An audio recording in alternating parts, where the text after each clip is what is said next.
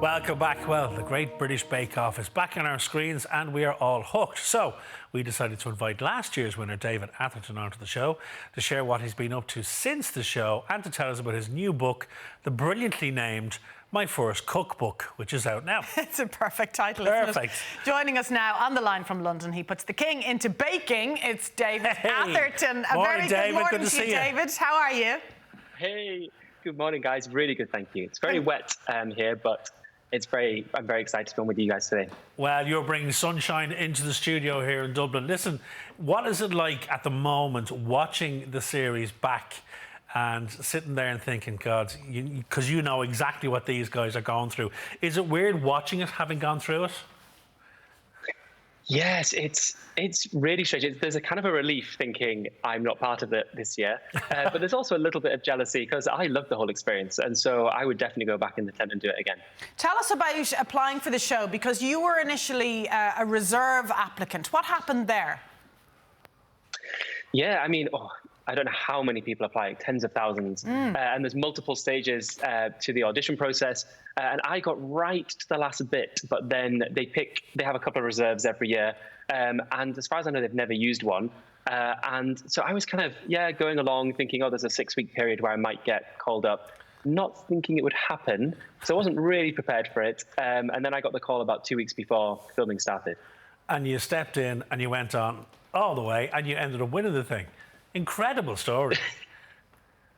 Yeah, I think maybe it's because I think with Bake Off, one of the best things is to be relaxed. Yeah. And I think I probably felt less pressure because I hadn't had it been building up for so long. So maybe it was an advantage. And I think that worked for you through the series because you kind of were groundbreaking for the series in terms that you never won Star Baker, and you became the first winner who actually never won Star Baker. Now, a couple of your technical bakes were pointed out, and you did win that, but that was strange, wasn't it? Did you feel as you were going through the competition, God, if I don't win Star Baker at least 1 week, I'm not going to win this thing?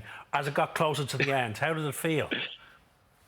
I mean, I definitely felt like probably I was more second or third favourite, but I think I was quite happy because I never was in the bottom for each week when they were thinking who's going to be Star Baker. Sometimes people are Star Baker 1 week and then actually at risk the next week. So I felt comfortable like that. I never really felt a risk. I didn't think I was going to win it. That's right. It's probably the clever place to be, actually. You know, you just kind of stay steady state, safe ground, exactly, and almost under the radar for some time.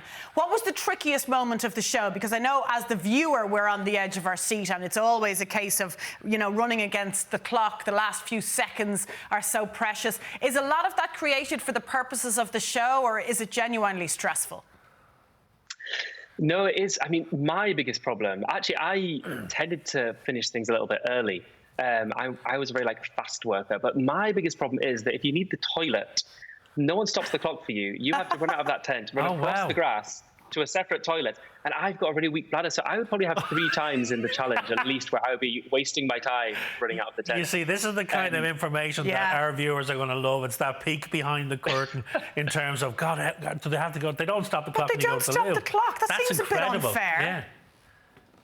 No stopping the clock for anything. But I think the toughest thing for me is a lot of waiting around. Yeah. So after you finish the bake, there's a long wait before you do judging. There's lots of waiting around. But the actual challenges are exactly as they're seen on TV. And in terms of the challenges, David, because something that I think a question we all want to know is, and having done MasterChef myself, I know a little bit about in terms of prep for each round. But when it comes to the bake-off, and particularly the technical rounds where you're supposedly surprised by, this week we want you to make pretzels or whatever it is.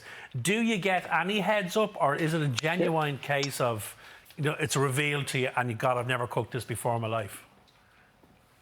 It is a genuine reveal. The only thing I would say, as you know about TV, is they do 2 takes. So the first take, you've heard what it is. Right. And about 20 seconds later, you've then got to do it again. You then start. So you've got about a 20-second window. But if you've never heard of the thing, I mean, even if you have, there's no preparing. So that's you probably get 20 seconds more than people realise. Okay, not a whole lot. No. So you went on to win. Huge congratulations, because it's no easy feat whatsoever. What's life been like, and how has it changed since being crowned the winner? Do you know what's the strangest thing is how normal everything becomes. So overnight, you get a lot more social media followers. You get a lot of people recognizing you in the street, and you get opportunities. But it's really weird how normal that becomes. And I think I decided to stick with my job. So I do my job 3 days a week still, and that was to stay grounded. But and just tell people what your day job is, David, just to tell us what you were doing before and since you were in the tent.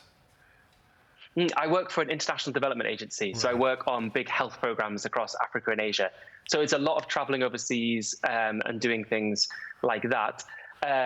But yeah, I wanted to keep doing that. I've not been doing as much traveling, but it's more now being able to squeeze everything in because I'm kind of one of those people, I like to do everything.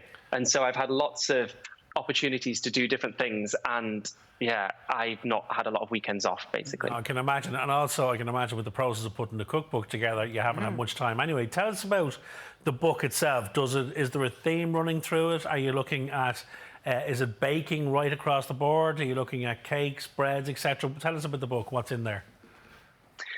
Yeah, it's actually, I love the kitchen generally. I'm not just a baker. So this is a cookbook, so it has breakfast, it has meals, it has baking as well. And it's all about getting kids into the kitchen and feeling comfortable in the kitchen.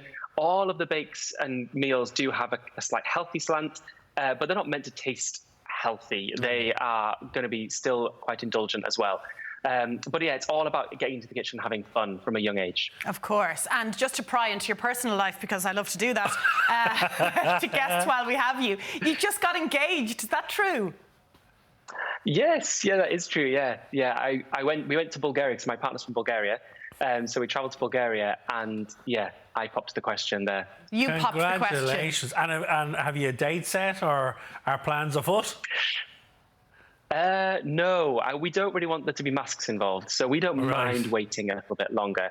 And I think it's quite risky, trying to plan. Well, I'll tell you something. So we're going to wait. If I was one of the people who was at your wedding, I would be dying to know what the cake is going to be. So are there plans for the cake? There isn't. I would like to do it myself, and I'm obsessed with Battenberg, which was actually one of the challenges this year. Yeah. I love anything marzipan and almond flavored. So yeah, I think I would want to do some kind of giant Battenberg, but I've not told anyone that. I've just decided that now. And are you thinking tiers, levels, or just one giant one, or what are you thinking? I'm thinking the classic three tiers, maybe slightly offset as I go up. Will you send us a slice?